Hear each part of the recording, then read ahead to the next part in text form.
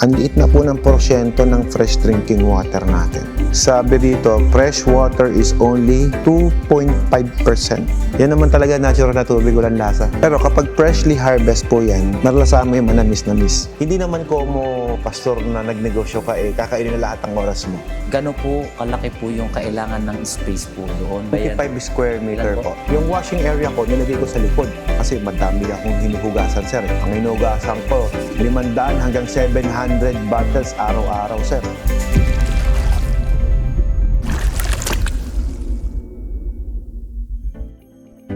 Kwento ko lang din, no? Gumawa ng deep well. Okay, maalat yung tubig na nakuha. Nasayangan sa tubo, hinugot. Ano sa palagi yung mangyayari, sir?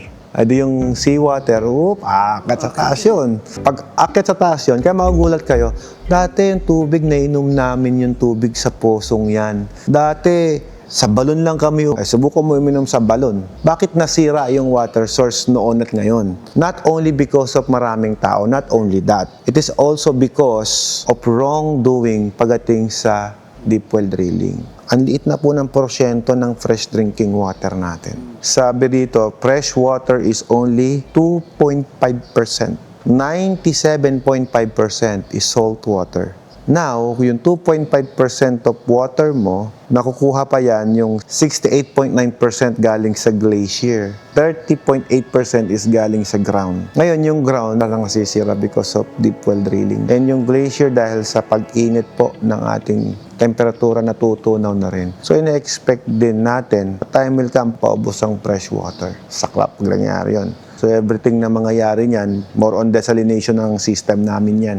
More on tubig dagat na kami kukuha ng tubig and then ipaprocess para lang mainom. Which is nagkukos din ng too much energy. Anong pasama ang water resources natin? Dapat ang machineries natin pa-improve. Ma'am, pansinin mo year 2000, uminom pa tayong tubig sa poso Wala namang reverse osmosis masyado nun Dati pag may reverse osmosis ko, yayamanin. Ma'am, tinan mo naman tubig ngayon, di ba? Ang mga Pilipino, hindi na umiinom ng hindi purified. Dapat purified water. Marte pa yan. Pag pinainom mo ng mineral water, ayoko yan. Gusto ko yung purified. Di ba? Ang laki ng pagbabago. Kasi nga, pumangit po ang water source. Dito na kayo mag-lunch. Paredy ako ng lunch, please. Yan, ma'am, iniinom mo ngayon, ma'am, galing yan sa tubig alat. Pasensya na po, pero yan lang ang nakayanan namin. Kasi wala kaming maayos na water source. Ang tubig dito hindi maganda sa lugar namin. Pero kamusta, ma'am? Okay naman? Walang lasa, di ba? Yan naman talaga natural na tubig, walang lasa. Pero kapag freshly harvest po yan, marlasama yung manamis-namis. Pero fresh naman din po siya. Depende po kung ano yung kinain mo kanina. Paano kami nag-come up sa ganitong business? Pinag-aralan po, ma'am. Tsaka yung magulang ko, nasa water treatment industry na po talaga ever since. Kumbaga ako, dinidevelop ko na lang, pinaganda, mas pinapremium, yun na lang ang ginawa ko. Although the idea is there, hindi ako na-satisfied na ito lang. Kumbaga, mas pinaganda ko po talaga. Kaya kami magkakapatid, almost ito lahat ng negosyo namin. Puro kami sa water treatment. Lahat kami, 6 kami magkakapatid. Lahat kami nasa water treatment. Pero magkakaiba kami ng quality. Magkakaiba kami ng design. Magkakaiba kami ng system. Kasi kung nakita niyo, ma'am, ayun, may mga certificate ako galing Singapore. Iba-ibang bansa po yung iba. Nag-aaral po talaga. Continuous learning. Kumbaga, yung ibang ginagawa ko na pagpunta ng ibang bansa, nag-aaral pa rin po ako. Kaya bang nga ako, sir, sabi ko, yung machine ko, 5 years advance yan. Simula noon, hanggang ngayon, kami pa rin gumagamit ng system na ganyan from Scotland. Ilang taon ang palitan ng, yung multimedia. Every year, sabihin sa'yo. Kami hindi. Every 15 years. Doon mo sabihin sa akin na mahal yung produkto ko kapag ka meron ka na. Karamihan naman po, ma'am, na bumili sa amin, lahat sila super quality daw kasi hindi sila sumakit ang ulo, hindi ang recharge. Kasi pag recharge, ikaw, ilang taon ka na rito? 3 years. Meron ka na bang na-recharge na FRP? Wala pa, no? Wala pa. May recharge kami, pero din namin kliyente. Nakiusap lang. Yung client na taga Laguna, pumunta dito, may resort, nakiusap lang yan talaga. Sir Alfred, bibili naman ako ng produkto mo. Bumili lang isang set. May isa pang siyang FRP ganon. Sabi ko, hindi ko gagamitin yung filter mo. Hindi ko alam yung laman yan Tapo mo na yung laman. Filtan mo para ma-improve ko lang. Di sige. Pumayag for the first time. Kasi hindi kami gumagawa na din namin trabaho. Malast touch kami Kumbaga, pag trabaho nila, hayaan mo sila dyan. Masakit yun, sir, yung back job nila, ikaw ang gagawa. Kumbaga, sir, pag tayo tumingin ito lang ang idadagdag ko dyan, tapos na Di ba? Pero pag ginalaw ko to, sir, malast touch ka, sa iba lalabas yung sira Hindi mo alam kung paano nila focus yung ganong projects Lunch muna sila. Yes, oo, please. Lunch muna kayo. Naka-prepare na po 3 years na po kayong nanonood sa Watermax? Simula pa lang coffee shop niya ata. Di ilang taon na? 4 na po ba? 3 taon? Tapos pinagpupuyatan ko pa ipangayan doon. Nanonood ako, snahin ko. Tapos pag wala na naman, ngayon bumabalik na naman, nakikita ko na naman. Hindi na po ako nagtataka kung bakit umabot po ng Jurassic World yung water station niyo. Imagine nyo, 20 years na po yung machine niyo. Kung ako po ang magpapayo, ma'am, maganda. Palitan nyo ng bago. Huwag na po natin. 20 taon na po yung makina. Pero na-rehab na yun, sir. Marami na po talaga Ilang times napalitan. lang nare-rehab yun. Parang addict lang, ma'am. Ilang beses na rehab, no? Gusto ko yung lesson na yung trabaho. Oo. Nag-automatic kami. Nagkakaroon ng problema pa rin. Kung ililipat po yung Jurassic World nyo na water station na edad ay 20 years old, magkano ang lipat pa lang? Abuti ka na mga 50,000. Hindi, yung maayos, ma'am, ha? Pero kung lipat ng tubero lang na walang ayos, ano na-expect mo? Di ba? That's one. Ngayon, ma'am, magkano naman po yung another costing nyo? Kung may mga tubong kailangan palitan, nasira, repiping, sabihin mo na sa mga tubo, mga 20,000. Electrical wiring, syempre, number 1. Electrical yan, dapat ingatan natin. Hindi na rin natin alam kung ano yung mga piyesa ang bibigay dun. Kung may mga piyesa na medyo talagang hindi na rin ma-recover. Sabihin mo na, ma'am, ganito, rehab, palit membrane, in whatsoever. Kasi, ma'am, to give you an idea, yung water station na yan, yung machines mismo natin, 60% of that part is filter. 40% of that part is only housing, casing. Ang pinakamahal po kasi dyan yung mga filter, membrane, elements, yun po ang mahal dyan. Tsaka yung mga services na binabayaran natin. The question is, kung aabutin kayo ng 150,000, sabihin natin, yung maayos, parang hindi worth it. Magkano lang yung brand new? May warranty ka pa. Siguro, ma'am, kaya din po nahihinayangan kayo nung time po ng dinosaur. Si Sir kasi sinimulan ako ng Jurassic eh. Tagal na kasi. Nung time po na yun, mahal siguro ibili nyo. Million siguro yan, ma'am. Yes, ang machine noon, sir, umabot ng 1.8 million. Ang water station, mineral machine lang po yun. Inabot ko pa yun. Hindi po uso water station. Ngayon po, magkano lang po yung package 1 ko? 140. Brand new. All in na po yun. Hindi na worth it na buhayin pa yun. Dati yung water station. Sigurado, hindi rin naka-Germany pipes yun. Marami na pong innovations ang nangyari. Kaya nga gusto ko, in 20 years, mapalitan naman siya ng maganda. Oo naman. Tsaka kumikita pa naman yata, ma'am, kahit 20 years old na. Tapos mag-watermax ka pa ngayon, ma'am. Ano ko po? Another 20 years na naman yan. Haba buhay mo, ma'am. Babata po kayo pagka watermax yung tubig. Anong machine ang ipapalit niya? 9 or 10. Both machines are good. Magkano tubig niyo? 25, 20. Nagko-compute na ako ah. Kaching, kaching, kaching. Yeah, isa pa yung gusto kong matutunan. 25 times 400 na lang. May 10,000 ka araw-araw, ma'am, mga ganun, more or less. Doon sa inyong machine, yung machine na baka yung taas po ng kuryente. Panahon kasi ng dinosaur yung machine mo. Yun naman po kasi. Ang mga machine noon versus ngayon, mas efficient na yung machine ngayon. Isa pa rin po yun. Huwag mo nang palitan, dagdagan mo na lang. Di ba may water station ka mo sa kabila? Lilipat mo lang sa kabila. Di doon na lang magtayo tayo sa kabila. If I were you, labanan mo yung sarili mong water station dati. It makes sense. Kaysa baklasin natin yun. Ma'am, nakatayo na eh. Stand-alone na yun. Sa ayaw mo sa gusto, ma'am, may mga taong fanatic na yun. 20 years ba naman? May mga tao, ma'am, na believer na doon sa tubig na binibenta mo doon. Ayan lang, tapos nandun na sa gate. Yung maglilipatan. Sabi ko nga, huwag mo nang ilipat. Hayaan mo na siya doon. Magdagdag ka ng isa pang water station doon. Ngayon, parehas yun sa'yo. Kasi kung babaklasin mo, sayang naman yung pwesto doon. Dalawa na. Kasi bakit ko tatanggalin? Gumagana. Nag-ooperate. Kasi ang water station, ma'am, for example, nasira itong machine mo dito, yung dati, o meron ka ditong backup eh. May isa ka pang water station eh. O di yun yung pan-deliver mo. Ngayon, kung masira naman yung machine ko, kasi malakas talaga mag-operate, yung makina ko bumigay, o di meron ka pa rin isa. Hindi ka na naman problema. Sabay mong paganahin. Ngayon, kung nakita mo na, oy, Alfred, talagang yung machine mo, mas malaking matipid ngayon compare sa machine ko. O doon natin tibagin yung isa. Timbangin mo rin. Oo, timbangin mo, ma'am. O, mas malaki kinikita ko pagka yung machine mo ang gamit ko, Alfred. Mas malaki ang natitipid ko. O, di tsaka natin palitan yung water station doon. Hindi agad-agad. May mga tao talaga naniniwala doon sa tubig mo na yon. Kaya ayoko din, ma'am, na tanggalin. Suki mo na sila, ma'am, eh. Nabanggit nyo kasi na bago lang kayo. Sigurado po yung mga katanungan nyo po ay sigurado ako katanungan din ng mga baguhan. Yung channel ko po kasi maraming criteria. Technically po, it's my lifestyle. Kung paano ko minamanage yung negosyo, manage time sa pamilya, at managing yung pangsariling kasiyahan. Siyempre dapat balanse. Spiritual. Kaya nga nung last time na interview po ako, ano ba ang biggest flex mo sa buhay mo? Akala nila yung mga motor ko, collection. Hindi. Sabi ko, biggest flex is yung family time ko sa pamilya ko. That is the best investment I could say. Kaya ako nagtatrabaho ko para sa kanila. So kung wala akong time sa kanila, wala din. Siguro yun yung nag-reflect din sa mga videos ko, sir. Sabi nila, na-inspire daw sila. But actually, may guideline. Inspired po talaga. Na-inspired ba kayo, ma'am? Kaya ko siya dinamay. I think you see the different side eh. Yung akala nila nagpe-flex ka lang, nagyayabang ka lang. Dito po kayo para pag-usapan ng negosyo. Hindi naman ko mo, pastor na nagnegosyo ka kakainin na lahat ng oras mo. So don't worry.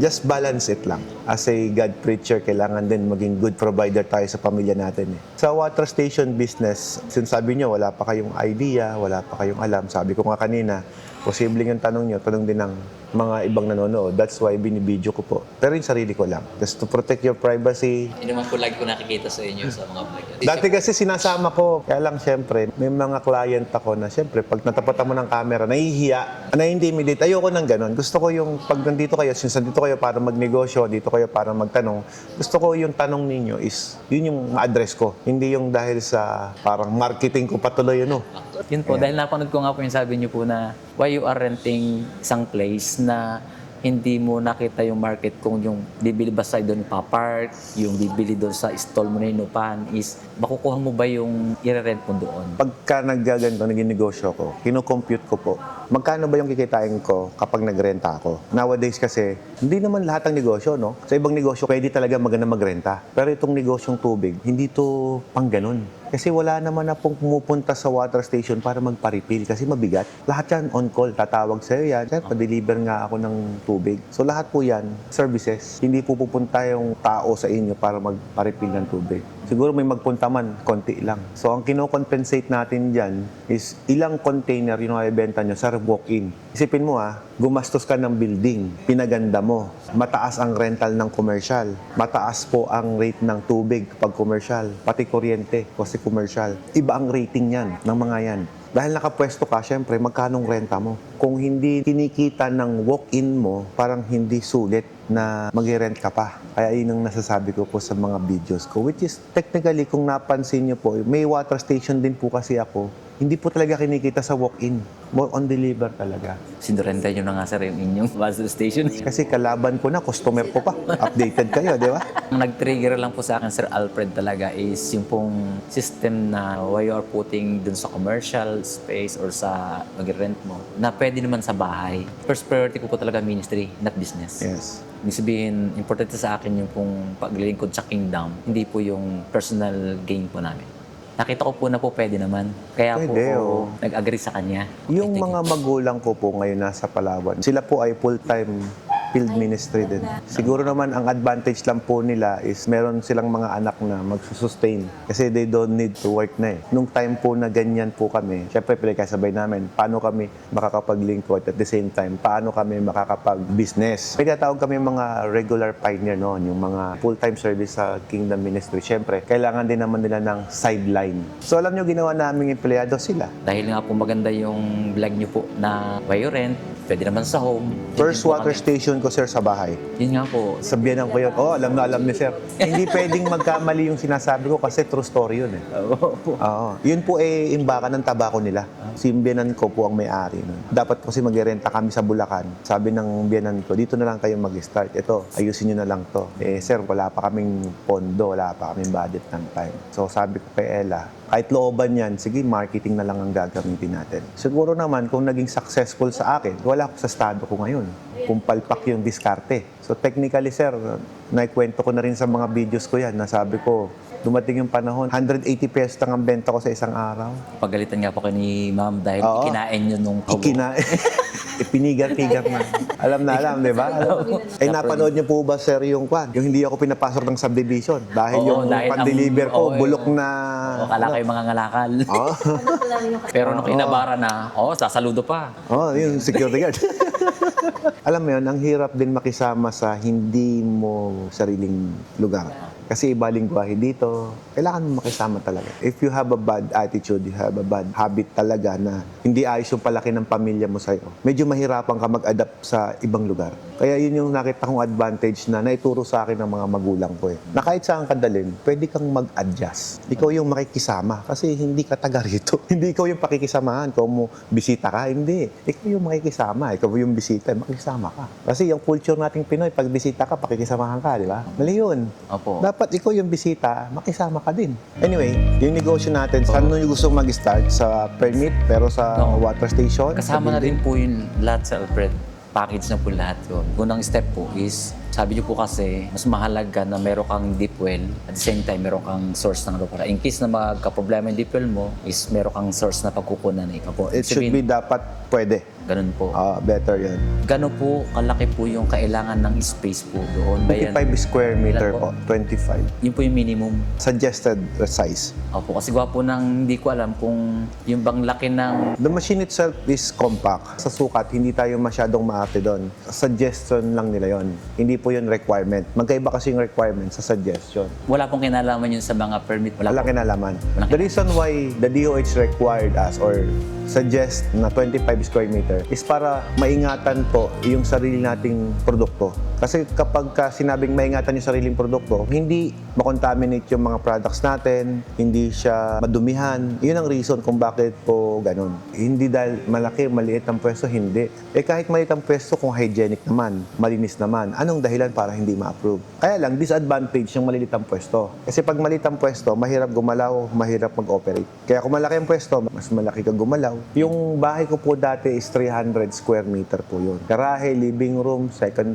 floor yon na bulok na... May ganun pa. Hindi, totoo, sir. Tapos dito sa probinsya, hindi na maximize yung sukat, sir. Kasi dito, yung CR nasa labas ng bahay.